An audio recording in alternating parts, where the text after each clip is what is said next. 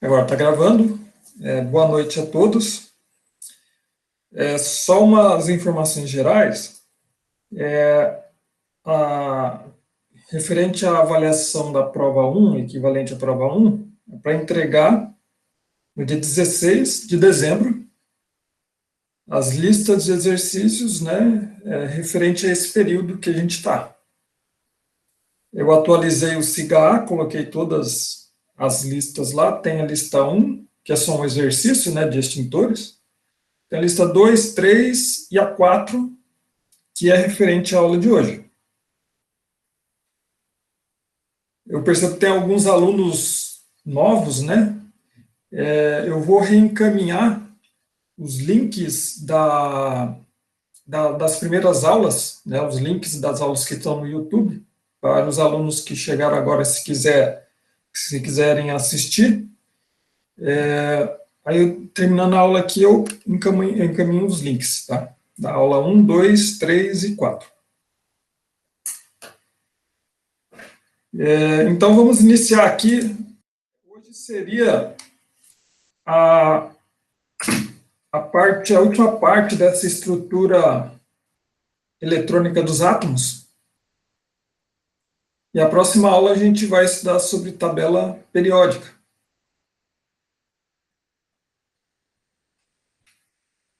Então, a gente tem aqui, a gente viu na aula passada, né, a mecânica quântica, o termo orbital é a região de máxima probabilidade de se encontrar um elétron. Então, tem essa equação de Schrödinger, que pode ser descrito com essa equação, que é uma equação bem complexa, né? Os físicos quânticos que estudam essa parte aqui. E a partir dessa equação, tem esse π. Se levar esse π ao quadrado, você calcula a densidade de probabilidade de encontrar um elétron naquela região da eletrosfera. Então, se pegar o subnível S, 1S, e você jogar nessa equação de Schrödinger e elevado ao quadrado, ela dá a densidade de probabilidade com uma esfera. Agora, se pegar o 2S, dá uma esfera também, mas aí tem uma espécie de anel aqui, que esse anel tem, onde está nessa região mais branca, tem menor densidade de probabilidade. E no núcleo aqui tem uma maior densidade de probabilidade. Então, à medida que a gente vai descendo aqui as camadas da tabela periódica, né, a gente vê que tem mais anéis, e o núcleo é a região onde tem maior densidade de probabilidade. Subnível 2P. Então, nessa região aqui, que tem maior densidade, maior chances do elétron se encontrar. Porque tem o princípio da incerteza de Heisenberg, que a gente viu na aula passada, que você não consegue calcular a posição e o momento do elétron de forma simultânea. Então, você consegue calcular o quê? A probabilidade de se encontrar o elétron naquela região. Ou seja, se encontrar o elétron naquele orbital. Se a gente olhar o subnível D, tem esse formato aqui, ó, em azul, né?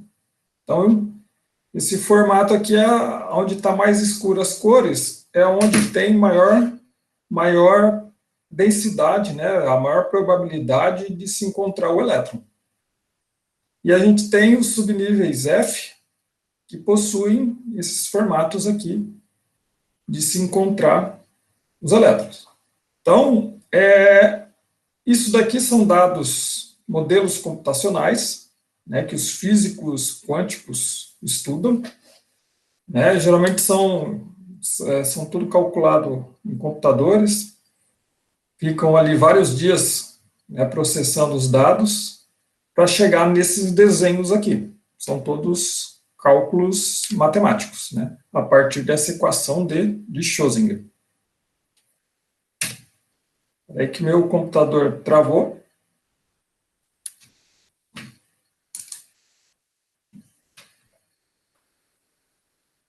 Peraí, tem gente chegando aqui. Pronto. Então, tem o diagrama eletrônico de Linus Pauling. Esse diagrama de Linus Pauling é uma forma de como os elétrons estão distribuídos ao longo da eletrosfera.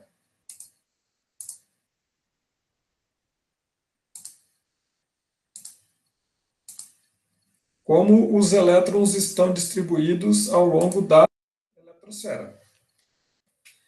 Então, esse modelo aqui, diagrama de Linus Pauling, ele é dividido aqui em subníveis, na qual tem subnível S, que ele tem 2 elétrons no subnível S, subnível P, 6 elétrons, subnível D, 10 elétrons, subnível F, 14 elétrons. E ele fez essa distribuição, então, se a gente traçar aqui linhas paralelas, né, na diagonal, de cima para baixo, da direita para a esquerda, então vai ficar 1s2, 2s2, 2p6, 3s2, 3p6, 4s2, 3d10, 4p6, 5s2, e assim por diante. E aí 4d10, 5p6, 6s2, 4f14, 5d10, 6p6, 7s2 e assim por diante. Esse número 1 seria a camada. Então, seria a primeira camada, chamada de número quântico principal. Então, a primeira camada, segunda camada. Então, na segunda camada tem 2s2 e 2p6. Na primeira camada, 1s2. No terceiro nível, tem o subnível 3s2, 3p6, 3d10. A quarta camada, 4s2, 4p6, 4d10, 4f14. Quinta camada, mesma coisa. Sexta camada, 6s2, 6p6, 6d10. Sétima camada, 7s2, 7p6. Existem já os elementos mais novos que já têm a camada 8. Só que são elementos que têm o tempo de vida dele que é décimos de segundos. Então, para você estudar as propriedades desses elementos, é bem difícil. Então, acaba sendo um negócio teórico. Tá? Conhecido mesmo, de forma mais apropriada, seria até a camada 7. Então, esse número aqui, 1, 2, 3, 4, 5, 6, 7, é chamado de número quântico principal. Então, são as camadas, né, ao longo da eletrosfera. Camada 1 é mais próxima, camada 7 é mais distante. Agora, o L é chamado de número quântico secundário. Então, o subnível S, ele é dado ao L igual a 0. O subnível P, ele é dado a L igual a 1. O subnível D, ele é igual a 2. E o subnível F é igual a 3. Agora, o que seria o número quântico magnético? No próximo slide eu vou demonstrar de forma mais detalhada, que são modelos de quadrículas. Depois eu volto aqui. Então, o subnível S, ele tem um orbital. Então, o número quântico magnético é igual a 0. Cada orbital desse cabe no máximo 2 elétrons. Cada quadrícula desse aqui cabe no máximo 2 elétrons. O subnível P, ele tem 3 quadrículas, 3 orbitais. Então, esse orbital do meio, o número quântico magnético é 0, o da direita é mais 1, e o da esquerda é menos 1. Né? Então, o número quântico secundário, o L, o subnível S, ele é 0. O subnível P, ele é igual a 1. O subnível D, o número quântico secundário, o L é igual a 2. Agora ele tem 1, 2, 3, 4, 5 orbitais. O orbital do meio, ele é 0, o número quântico magnético. O da direita mais 1 e o outro mais 2. O da esquerda ele é menos 1 e o da outro mais da esquerda é menos 2. O subnível F, o L é igual a 3, o número quântico secundário. Então, quando falar L igual a 3, é o subnível F. Então, a quadrícula do meio, ela sempre vai ser igual a 0, o número quântico magnético. O da direita vai ser mais 1, depois mais 2 e mais 3. Depois, o número quântico da esquerda vai ser menos 1, menos 2 e menos 3. Então, aqui, ó, o subnível, cada quadrícula cabe em 2 elétrons. Então, aqui, no máximo, pode conter 2 elétrons. Aqui, 6 elétrons, né, porque temos 3 quadrículas.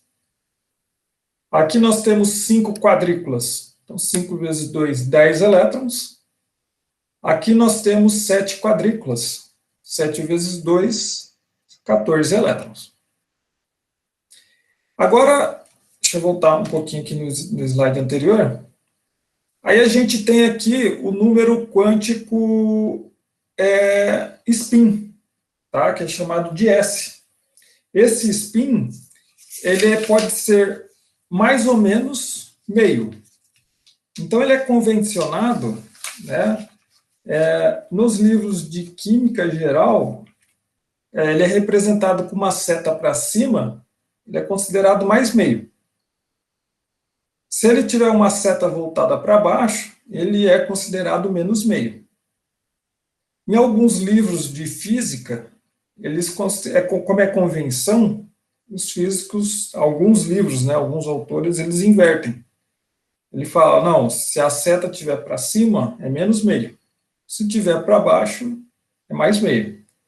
Mas é claro que isso é convencionado, né? Vou mostrar no próximo slide. Convencionado.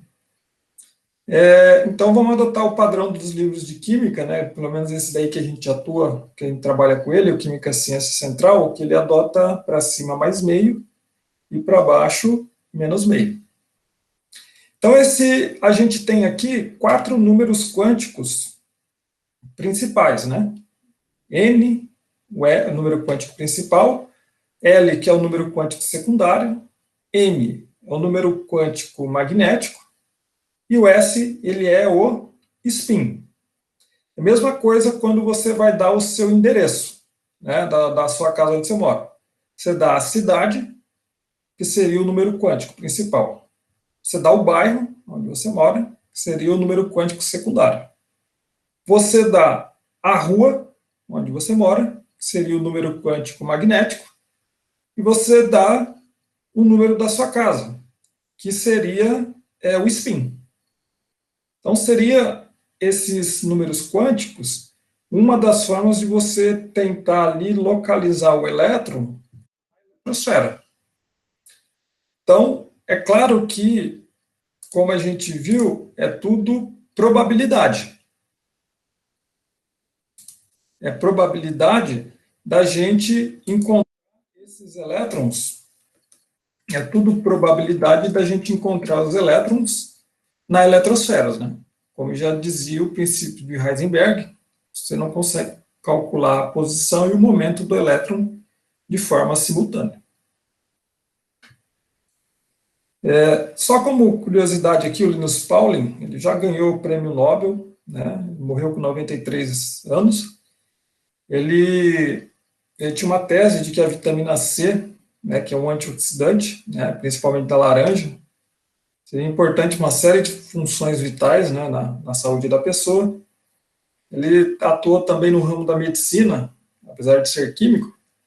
Ele na anemia falciforme, né, que tem as hemácias. Então, a pessoa tem uma mutação, vai gerar uma proteína ali defeituosa, né, hemoglobina, e as hemácias vai ter um formato diferente, né, formato de foice.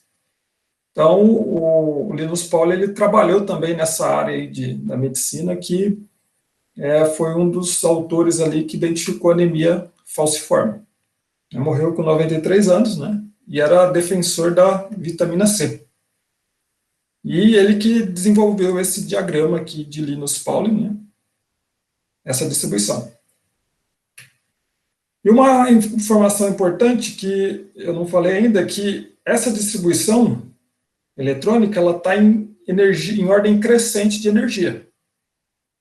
Então, os elétrons dessa representação aqui, o 7p6, né, até onde eu coloquei aqui, ele é o mais energético, ou seja, mais distante do núcleo.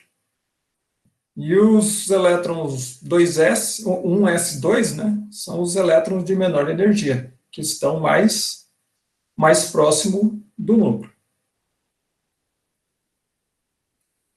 A evidência experimental dos spins foi feita, né, de forma experimental, que eles fizeram o seguinte: eles fizeram um feixe de elétrons e eles pegaram esse, né, eles colocaram uma fenda para direcionar esse feixe de elétrons e eles colocaram um campo magnético. E eles observaram o quê? Que metade, que ocorria a separação desse feixe, 50% ia para a direita, 50% ia para a esquerda. Então, eles atribuíram isso daí ao momento, ao spin do elétron. Porque se você olhar o elétron como partícula, ele girando no sentido horário, né, como a gente está representado aqui na figura aqui, no sentido horário, ele se comporta como um ímã. Tá? Então, eu teria aqui ó, norte, sul e norte, né? E ele se comporta uma carga girando no sentido horário, então ele é considerado positivo. Agora, se ele estiver no sentido anti-horário, seria sul e norte. Então, por isso que é dado a representação de seta para cima e seta para baixo. Tá? Então, no sentido anti-horário, negativo, então de baixo de cima para baixo, seria a seta. Então, isso daqui seria uma forma experimental da qual eles desenvolveram, né, esse conceito do spin do elétron. Então, a gente tem esse exemplo 1, o item A, determine o número de subníveis no quarto nível, isto é, para n igual a 4. Então, a gente tem que consultar ali o diagrama de Linus Pauling, ele fala para n igual a 4, então seria essa camada 4 aqui, né? Então, determine o número de subníveis. Então, seria o 4s2, 4p6, 4d10 e o 4f14. Isso na camada 4. No item B, ele fala, determine o número de elétrons na camada 4. Então, basta a gente somar os elétrons. Opa, peraí.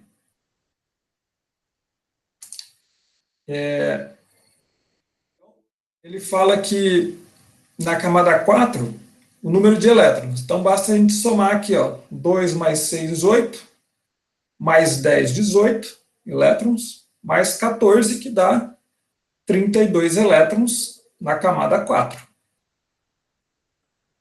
No item C, ele fala quantos orbitais existem em cada um desses subníveis. Então, no subnível S, quantos orbitais? Seria um orbital, tá? Esse aqui seria, eu coloquei, só arrumar aqui, ó, o subnível S, deixa eu só arrumar aqui. Subnível S, ele tem um orbital, ou seja, uma quadrícula.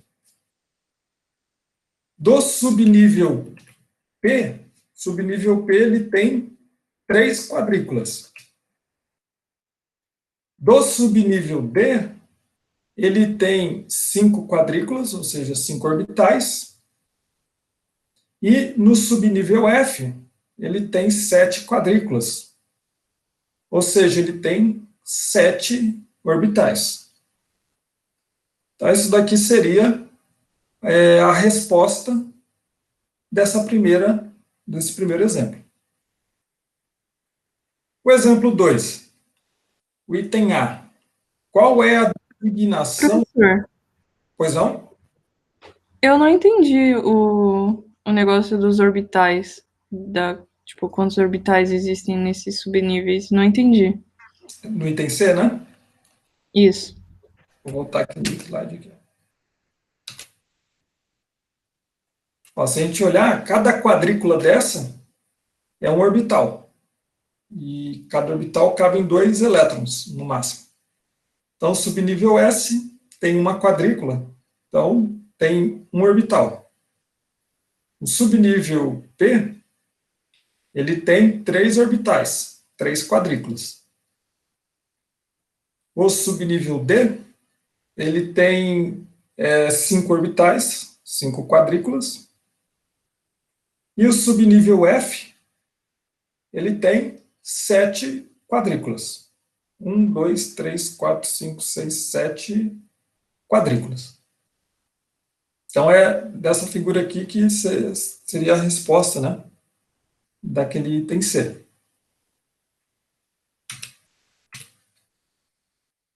Dúvidas? Perguntas? Então, vamos para o exemplo 2. Item A. Qual é a designação para o subnível N igual a 5 e L igual a 1?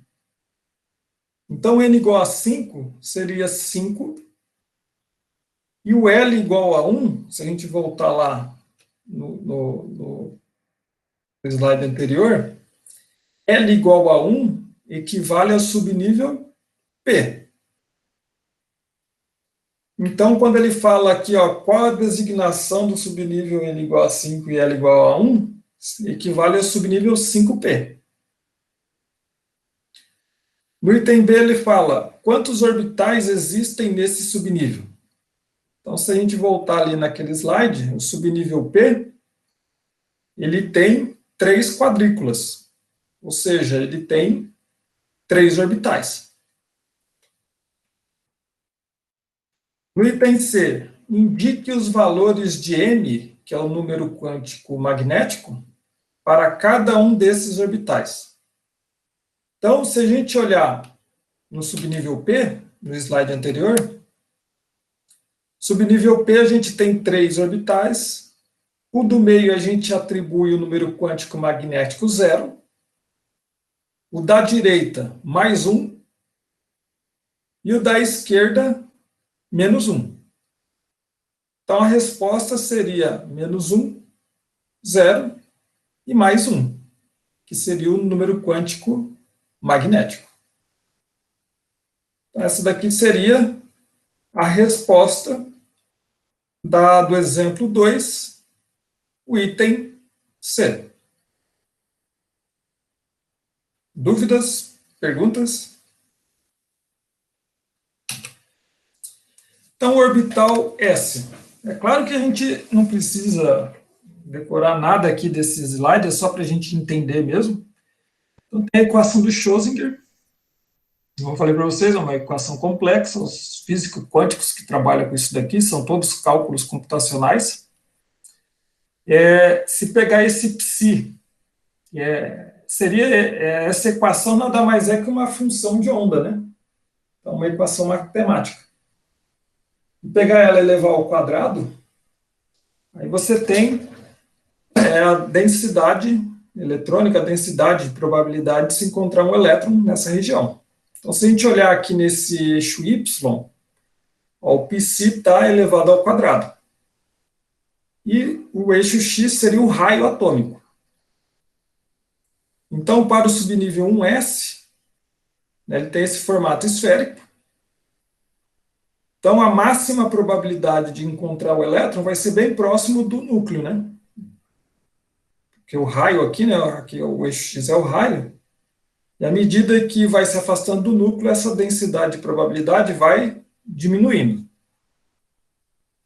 Se a gente olhar o subnível 2s, ele também tem um formato esférico. Só que ele tem uma região interna que é branca, ou seja, baixa probabilidade. Essa região branca é chamada de nó. Ou seja, nesses nós, a densidade e probabilidade de se encontrar o elétron nessa região é zero. Então, aqui, se a gente olhar essa equação de Schrödinger, né, elevado ao quadrado, também a maior probabilidade de você encontrar o elétron é próximo ao núcleo. Ela cai, vai a zero, que ela encontra o nó, depois ela aumenta novamente. E aí aumenta a densidade, depois vai a zero. Se a gente pegar o subnível 3S e jogar, fizer a função de onda elevada ao quadrado, a gente vai ter dois nós. Então a maior probabilidade também é próximo ao núcleo, né? Depois aumenta, depois diminui, depois aumenta. Então é só para a gente entender o formato, né? Da onde que vem o subnível S, por que ele é esférico. Então é um cálculo matemático, né? O subnível, os orbitais P, né? O subnível P tem esse formato aqui. Só para a gente saber, né, que é tudo cálculo computacional, que chegam nesse formato. O subnível D, né, orbitais D, ele tem esse formato aqui. Né, olhando aqui em três dimensões, né, digamos aqui. Então, são todos cálculos computacionais. Subnível D, eu nem coloquei, ou F, subnível F, nem coloquei aqui, mas ele encontra lá naquele primeiro slide. Vou colocar lá, só para a gente ver. O subnível F estaria aqui, ó, nessa parte verde. Então, você vê que tem umas figuras bem diferentes, né? Então, esse aqui seria o subnível F, os orbitais F, né? Então, átomos polieletrônicos. Ou seja, átomos que possuem vários elétrons.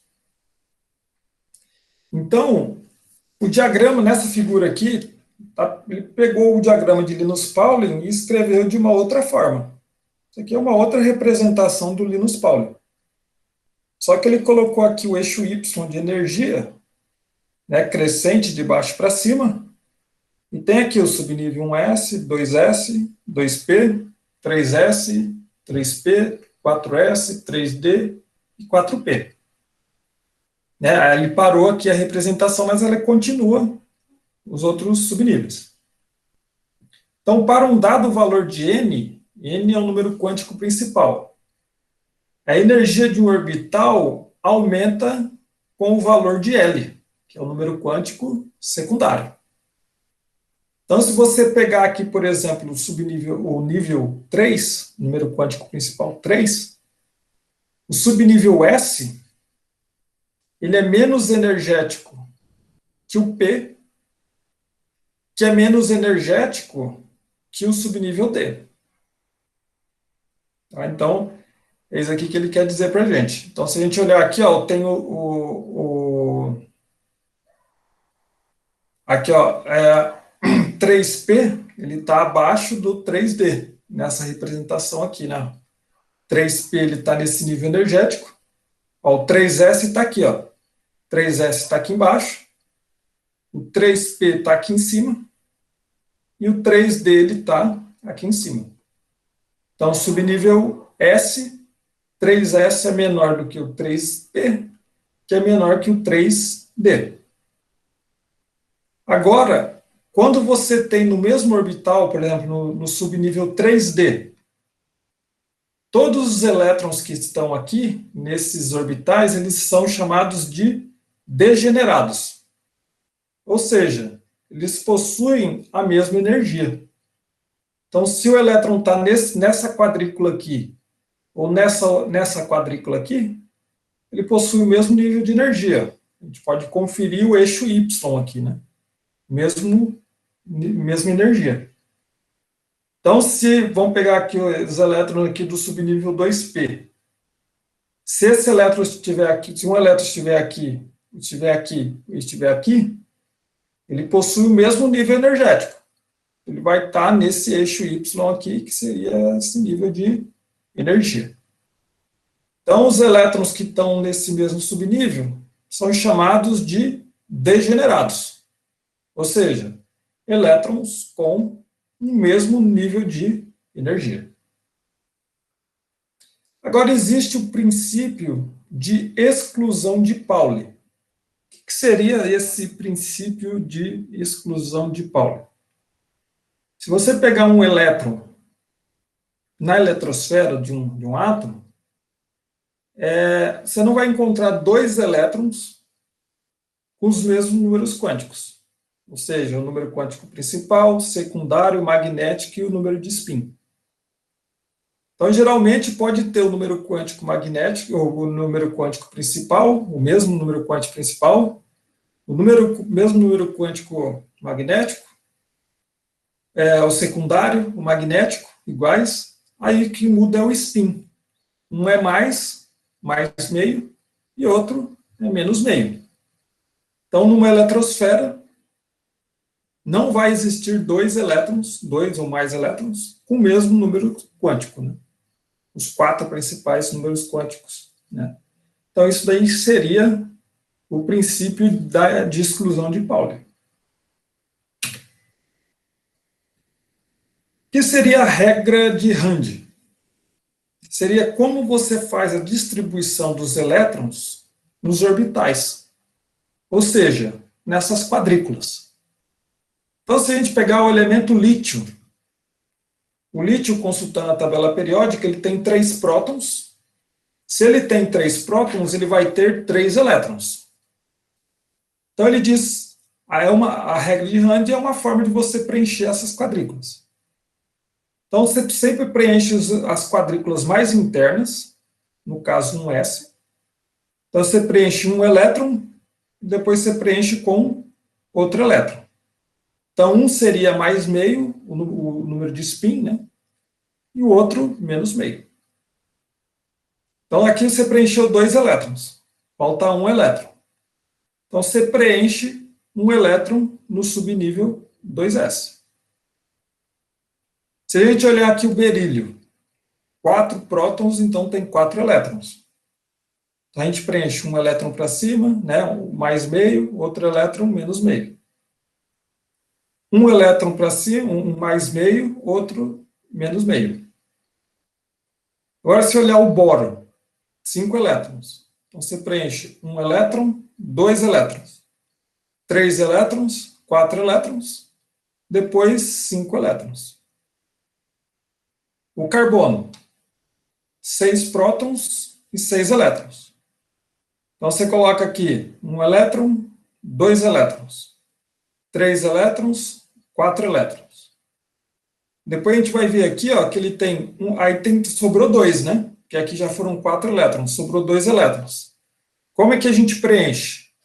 Sempre vai preenchendo cada orbital com um elétron, e aí você vai preenchendo os demais orbitais com os elétrons que sobrarem. Então aqui você coloca 1, 2 elétrons, e aí vai ter um orbital vazio. Então o boro, ele tem um elétron desemparelhado. Já o carbono, ele tem 2 elétrons desemparelhados. Agora o nitrogênio. Ele tem 7 prótons, então ele vai ter 7 elétrons. Então você tem aqui, ó, um elétron, 2 elétrons. Um elétron, 2 elétrons. Até esse ponto já foram 4 elétrons. Então faltam 3 para chegar aos 7. Então você preenche um elétron, 2 elétrons, 3 elétrons. Então, aqui o nitrogênio ele tem 3 elétrons desemparelhados. Esse negócio de elétrons emparelhados e desemparelhados, o elétron emparelhado seria quando você tem os 2 elétrons aqui, ó, preenchido no orbital. Então, esses aqui são elétrons emparelhados. Quando ele está sozinho, ele é desemparelhado. Os elétrons desemparelhados, eles vão dar um fenômeno do diamagnetismo para magnetismo. Tá? Então, a gente vai estudar nas ligações metálicas a propriedade, né, de diamagnético, eles não são atraídos pelo campo magnético. Agora, os metais que têm elétrons desemparelhados, assim como o ferro, eles são atraídos pelo campo magnético. Né? Então, é importante a gente saber essa distribuição aqui de elétrons emparelhados e desemparelhados para quando a gente for estudar ligação metálica. Tá? No gás neônio, tem 10 prótons, 10 elétrons, um gás nobre. Então, ó, se preenche um elétron, 2 elétrons, 3 elétrons, 4 elétrons. Aí, como que seria a ordem de preenchimento aqui depois desse ponto? Seria um elétron, 2 elétrons, 3 elétrons, 4 elétrons, 5 elétrons, 6 elétrons. Então, o neônio, ele não tem elétrons desemparelhados. E aí o sódio? 11 prótons, 11 elétrons. Então, vai ter um elétron, 2 elétrons, 3 elétrons, 4 elétrons. 5, 6, 7, 8, 9, 10 elétrons. E aí ele vai ter um elétron desemparelhado. Então, se fizer a distribuição eletrônica desses elementos aqui, vai dar essa distribuição eletrônica, ou configuração eletrônica, né? Conforme demonstrado aqui, né, nessa coluna. Então, isso daí seria a regra de Hund, que seria uma forma de você organizar os elétrons nos orbitais, né, na distribuição eletrônica, na configuração eletrônica. Então, exemplo 3A. Faça a configuração de quadrículas para o oxigênio. Então, o oxigênio ele tem 8 prótons, então ele vai ter 8 elétrons. A gente consulta isso daí na tabela periódica. Então, a gente faz a distribuição eletrônica. Vai ficar um S2, 2 S2, até aqui foram 6 elétrons. Ou 4 elétrons, quer dizer, né? Até aqui 4 elétrons. Aí faltou mais 4 elétrons, 2p4. Então, pela regra de Hund, a gente vai preenchendo os orbitais. Então, esse daqui vai ficar um elétron, 2 elétrons. 3 elétrons, 4 elétrons. 5 elétrons, 6 elétrons, 7 elétrons, 8 elétrons. Então, a gente vai ter aqui 2 elétrons desemparelhados. Então, essa daqui seria a resposta do item A, né? O item B, ele fala quantos elétrons desemparelhados o átomo de oxigênio possui. Então, a gente já respondeu aqui, 2 elétrons desemparelhados. Então, essa daqui seria a resposta do exemplo 3, item A e B, né? Agora, o exemplo 4, item A. Escreva a configuração eletrônica do fósforo. Fósforo 15. Ele tem 15 prótons, 15 elétrons. Então, a gente faz a distribuição. 1s2, 2s2, 2p6. Até esse ponto aqui, ele tem 10 elétrons. Então, 3s2, 3p3. Então, fazendo a distribuição aqui dos elétrons, 1 elétron, 2 elétrons. 3 elétrons, 4 elétrons. 5, 6, 7, 8, 9, 10 elétrons. 11 elétrons, 12 elétrons. 13, 14, 15 elétrons. Então, o fósforo, ele tem 3 elétrons desemparelhados. Então, já respondendo também o item B, quantos elétrons desemparelhados um átomo de fósforo possui? 3 elétrons desemparelhados. Configurações eletrônicas condensadas. A gente vai ver mais na próxima aula da semana que vem, que a gente vai estudar sobre tabela periódica, e analisando a tabela periódica, você pode chegar na distribuição eletrônica sem precisar, obrigatoriamente, fazer a distribuição eletrônica de Linus Pauling. Então, consultando a tabela, né, dependendo de onde o elemento está, aí tem o bloco S, né, o bloco D, o bloco F, o bloco P, e aí você chega nessa distribuição eletrônica condensada. Mas, né, na próxima aula a gente vê isso daí. O que seria essa configuração eletrônica condensada? Você fazer a distribuição, configuração eletrônica do lítio, tem 3 prótons, 3 elétrons, vai ficar 1s2, 2s1.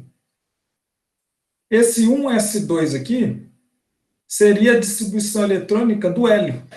Deixa eu puxar ali a tabela periódica. Vocês aqui vocês estão conseguindo enxergar a tabela periódica? Está sendo projetada para vocês?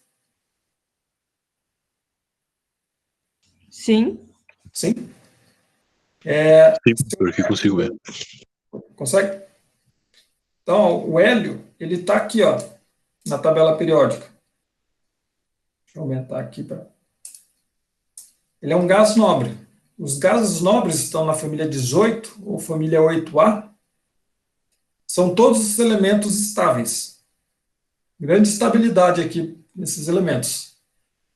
Você consegue reagir com os gases nobres em condições bastante energéticas. Mas o gás nobre é bastante energético, então ele tem 2 prótons, 2 elétrons. Então a distribuição eletrônica dele seria 1s2. Então se você olhar,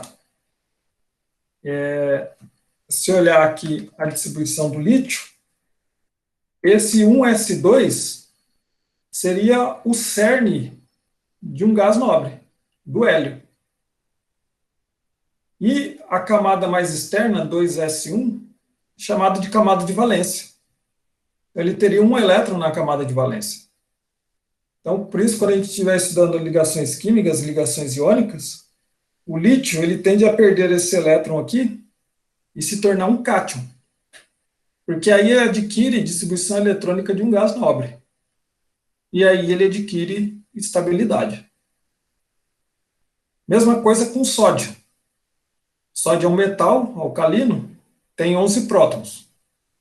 Então tem 11 elétrons.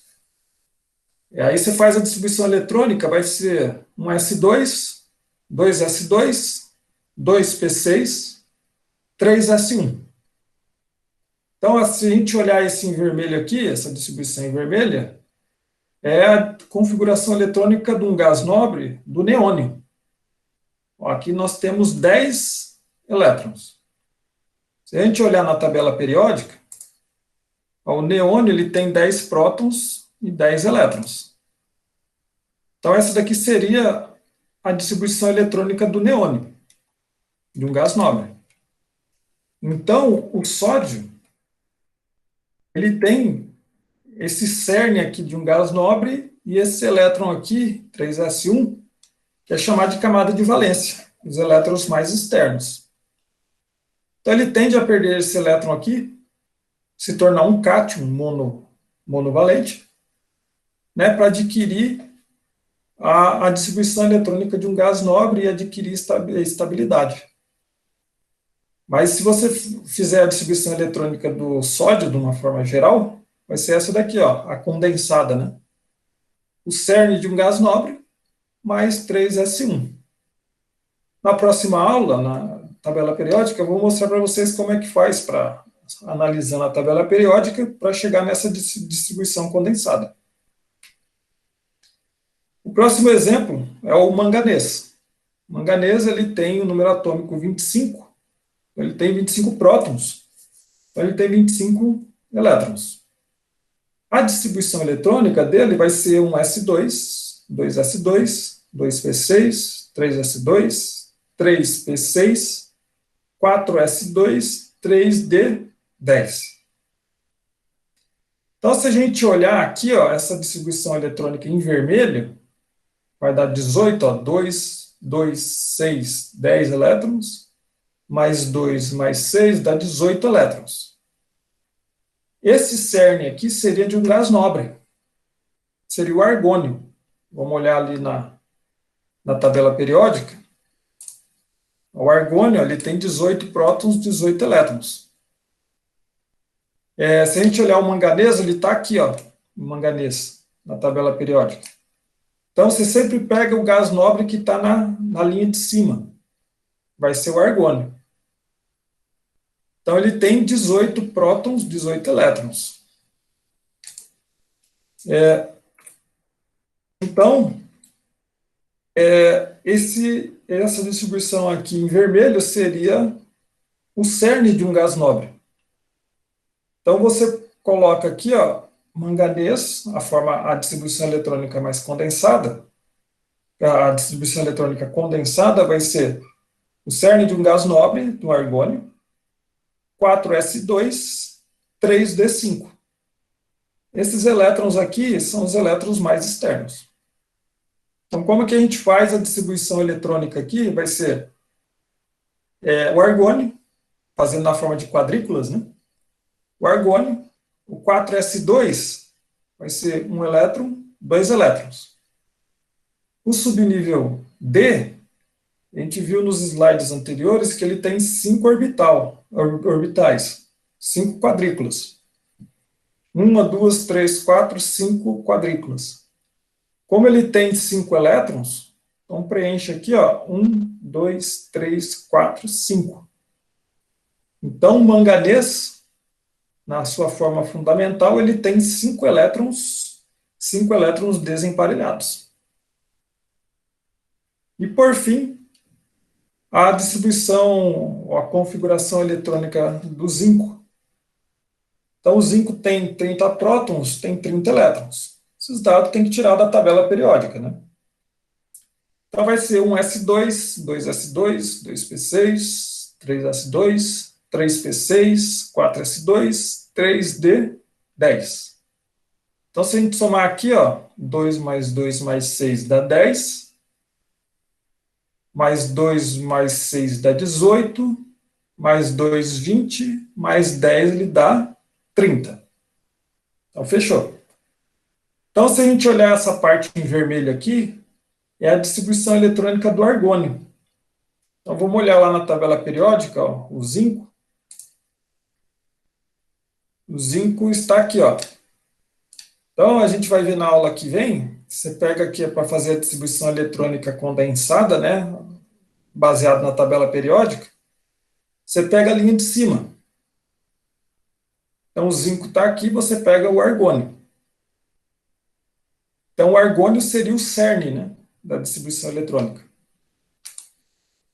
E aí seria aqui o bloco 4s, o bloco 4s2, né, que a gente vai mostrar na aula que vem. Depois o bloco 3d10.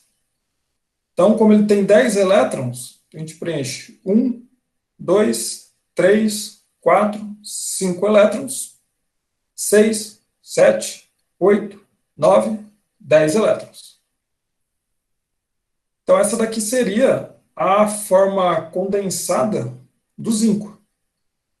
Então, como eu falei para vocês na aula de tabela periódica, eu vou mostrar para vocês que, consultando a tabela, você pode chegar já nessa distribuição eletrônica, né, da condensada, fazendo a consulta da tabela periódica. Tem umas regras, né, mas aí a gente mostra na próxima aula.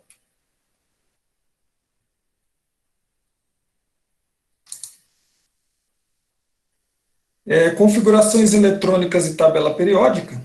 Só para uma introdução, né? A gente vai abordar isso aqui mais detalhado na aula de tabela periódica. Então, se a gente olhar o berílio, ele tem o cerne de do gás nobre hélio e o 2s2. Então, vamos olhar o berílio. O berílio está aqui, ó, nessa linha. Então, você sempre pega o gás nobre que está acima, na linha de cima, no período de cima, né, chamado na tabela periódica. Então, você olha aqui, ó, seria o quê? O hélio. Então, você sempre pega identifica o elemento, qual período ele está, qual linha horizontal ele está na tabela periódica, e pega o gás nobre que está no período de cima. E aí, eu vou mostrar as regras, né, na aula que vem, e aí 2S2. Olha o magnésio. O magnésio, na tabela periódica, ele está aqui, ó, no terceiro período da tabela periódica. Então, o cerne dele vai ser o gás nobre que está na linha de cima, no período de cima.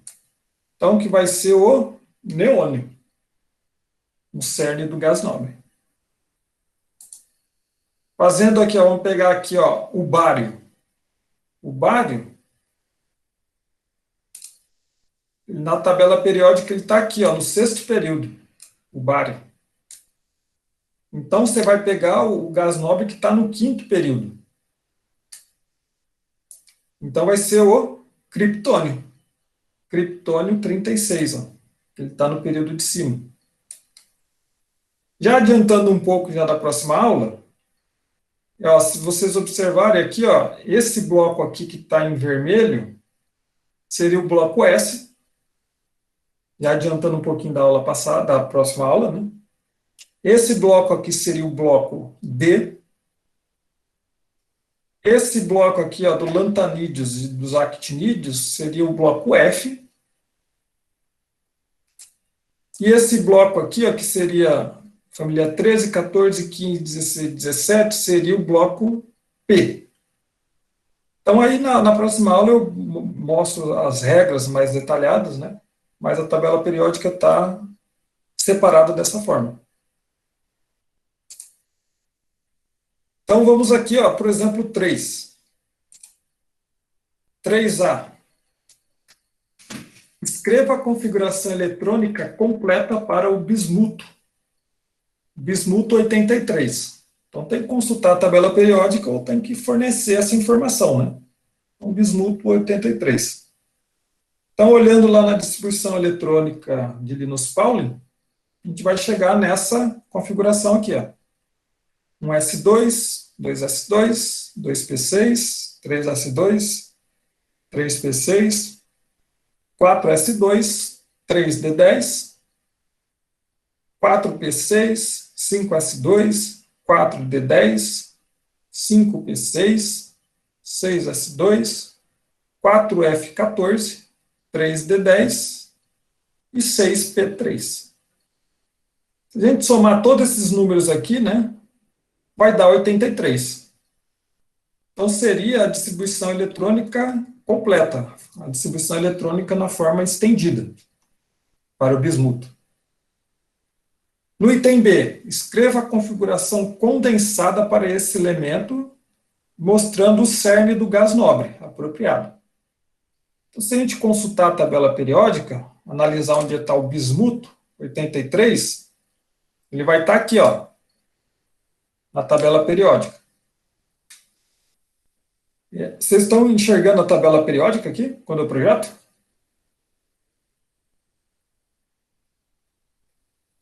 Sim, professor, dá para ver? Sim, mesmo. Às vezes não dá para ver completa, porque você dá zoom, mas dá para ver sim. Beleza. Então, o bismuto, ele está nessa linha aqui, né, que é chamado de sexto período. Então, você pega o cerne dessa distribuição eletrônica, vai ser o xenônio.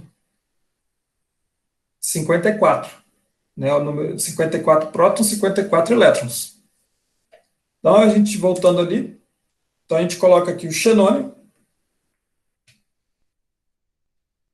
E seriam os elétrons mais externos. Aí fica xenônio, que está essa parte aqui em negrito, né? Seria a distribuição do xenônio. Aí o 4F14, 5D10 e o 6P3, que seriam os elétrons mais externos. Então, esse 6P3 seria os elétrons da camada de valência, que seriam os elétrons mais externos, né? Quantos elétrons desemparelhados o átomo de bismuto possui? Então, se a gente olhar aqui, ó, esse subnível aqui, ó, o F, já está completo, porque o subnível F, ele cabe no máximo 14 elétrons. Ele tem 7 orbitais, 7 quadrículas, com 2 elétrons cada, então tem 14 elétrons. Subnível D, ele tem 5 quadrículas. Então, ele tem 2 elétrons no máximo, então ele tem 10 elétrons. Então, ele já está preenchido. O subnível P, ele tem 3 quadrículas. Cada quadrícula cabe 2 elétrons em cada quadrícula. Mas pela regra de Rand, a gente preenche 1 elétron, 2 elétrons, 3 elétrons. Então, o bismuto ele possui 3 elétrons desemparelhados. Então, essa daqui seria a resposta dessa questão 3, item C. Com relação à aula, até esse ponto aqui, tem alguma dúvida, pergunta? Por enquanto não, professor. Beleza. Para finalizar a aula de hoje a aula é um pouco mais rápida, configuração eletrônicas anômalas. Existem outras configurações eletrônicas anômalas, mas as mais comumente seriam esse do cromo número atômico 24, o cobre, número atômico 29, e a prata, número atômico 47. O que seria essa distribuição eletrônica anômala? Ou seja, diferente, né? Então, se a gente fizer a distribuição eletrônica do cromo, começando pelo exemplo do cromo, vai ficar um S2, 2S2, 2P6, 3S2, 3P6. Eu coloquei aqui em negrito, porque é o cerne do gás nobre. Aí 4S2 e 3D4. Isso daqui preenchendo de uma forma geral. Mas só que essa forma aqui não é correta. Qual que seria a forma correta? Tirar um elétron aqui do subnível 4S2 e passar para o 3D. Por quê? O subnível 3D, ele tem 5 quadrículas. Então, se ele ficar com 4 quadrículas, ele não fica estável. Então, tem que tirar um elétron aqui do subnível S, 4S, e passar para o 3D. Aí ele vai ficar com 5 elétrons desemparelhados. Só que ele vai ficar da forma mais estável. Como que eles observaram isso? São dados experimentais, né? Dados experimentais, eles verificaram que a forma correta do cromo seria essa daqui. E a explicação, né, para isso é que esse subnível 3D, ele tem 5 orbitais, 5 quadrículas. Então, para ficar estável, ele tem que ter no mínimo 5 elétrons, ao invés de 4 elétrons. Então, essa daqui seria uma configuração eletrônica anômala. A gente aborda, né, as 3 principais, né? A distribuição eletrônica do cobre. Cobre, número atômico 29. Então, a distribuição eletrônica é 1S2, 2S2, 2P6, 3S2, 3P6. Essa parte que eu deixei em negrito seria o cerne, né, do gás nobre. Aí 4S2, 3D9 ficaria. Mas essa distribuição é incorreta. O motivo seria bem parecido, né, a explicação bem parecida com o item anterior. O subnível D tem 5 quadrículas e ele cabe no máximo 10 elétrons.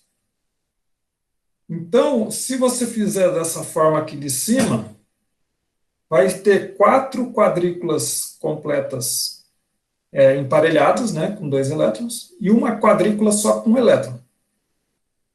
Então, experimentalmente não é observado isso. é observado o quê? Que ele retira um elétron aqui do 4s2 e passa o subnível 3d. Então, vai ficar 3d10. Então, vai ficar 4s1 e 3d10. Tá? Então, esses aqui são essas configurações eletrônicas anômalas, né? Os três mais comuns, né? E, por fim, a prata, né? Número atômico 47. A distribuição eletrônica aqui vai ficar 1s2, 2s2, 2p6, 3s2, 3p6, 4s2, 3d10 e 4p6, que é o cerne de um gás nobre. Aí vai ficar 5s2 e 4d9. Então, essa daqui seria a distribuição eletrônica incorreta. Por quê? Porque como o subnível dele tem 5 quadrículas, então ele cabe no máximo 10 elétrons. Se você preencher ele com 9, vai ficar 4 quadrículas com 2 elétrons e uma quadrícula com 1 elétron. Então, eles observam, de forma experimental, que esse elétron aqui do 5s2, ele vai para o subnível 4d, para fechar os 10 elétrons. E aí fica 5s1, 4d10, a forma correta. Só vou fazer uma retificação aqui, que o slide que eu coloquei no cigarro foi escrito aqui, os dois aqui incorretos, né? Então, só retificar que essa parte de baixo aqui é correto, tá? Então, a aula de hoje, ela é mais curta, tem a lista de exercícios 4, e com isso a gente terminou essa parte da estrutura eletrônica dos átomos. Aí a próxima aula a gente vai ver tabela periódica, na outra soluções, né, cálculo de concentração, e depois ligações químicas. O conteúdo preliminar, vamos dizer assim, da química geral. Então, só reforçando mais uma informação, enfatizando, eu estava com o papel aqui, a data para entrega das atividades, das listas de exercícios, estava com ela anotada aqui, foi dia 16 de dezembro. 16 de dezembro, para entregar todas juntas, referente à avaliação da prova 1. Tá? Então, provavelmente, tem a lista 4, a lista 1 é só um exercício. A gente vai ter tabela periódica e soluções. Bom, são as listas de exercícios que tiver até lá. Aí vale equivalente à prova 1. Então, com relação à aula de hoje, vocês têm alguma dúvida, alguma pergunta, alguma consideração a fazer? Não, professor, não tem. Tranquilo? Então, a gente deixa as duas últimas aulas para resolver os exercícios. Acredito que muitos de vocês trabalham. E aí vocês podem, esse tempo para resolver os exercícios, vocês podem chamar pelo grupo do WhatsApp aqui, mandar as perguntas, tem a lista de exercício 4, que já está no cigarro, e a gente vai conversando.